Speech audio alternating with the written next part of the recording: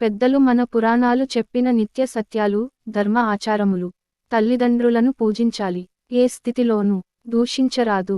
మంత్రోపదేశం చేసినవారు మాత్రమే గురువు. తక్కిన విద్యలు నేర్పిననారు అధ్యాపకులు మాత్రమే. అట్టి గురువును ఏ పరిస్థితిలోనూ నిందించరాదు. ఆయన ఎదురుగా కాళ్ల చాపి కూర్చోరాదు. భోజనం తూర్పు, ఉత్తర దిక్కుల వైపు కూర్చుని చేయాలి.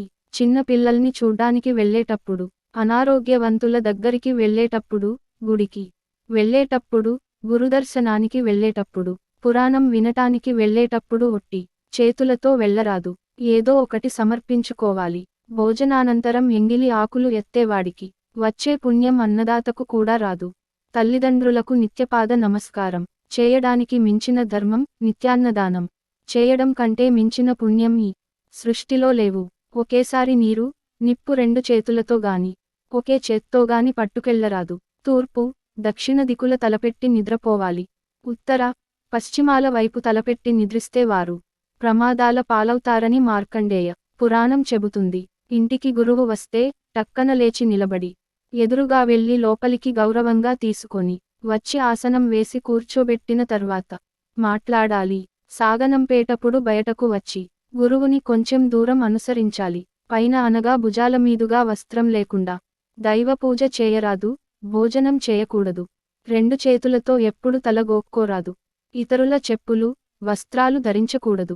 తెలిసినవారి మరణ వార్త విన్న వెంటనే గాని, పురిటి వార్త విన్న వెంటనే గాని కట్టుబట్టలతో స్నానం చేయాలి. అన్నము తిన్నాక కంచంలో చేయి కడుక్కోరాదు. చేయి కడిగిన తరువాత ఆ చేతిని విదల్చరాదు. నవగ్రహ ప్రదక్షిణ, పూజానంతరం తీర్థ ప్రసాదాలు స్వీకరించవచ్చు.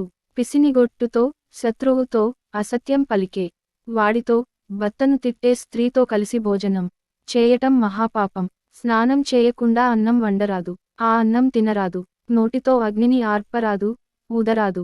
పురాణాలు చెప్పే వ్యక్తి సర్వోత్తముడు. అటువంటి వారిని నిందించరాదు. పుణ్య కార్యాల్లో చోళ్ళు, జొన్నలు, వెల్లుల్లి, ఉల్లి, చద్ది పదార్థాలు తినరాదు, ఉపయోగించరాదు. కాళ్ళు కడుక్కొన్నాక తుడుచుకోకుండా తడి కాళ్లతో భోజనం చేయరాదు. తడిసిన బట్టల నీళ్లు ఇతరులపై పడేట్లు విదిలించరాదు.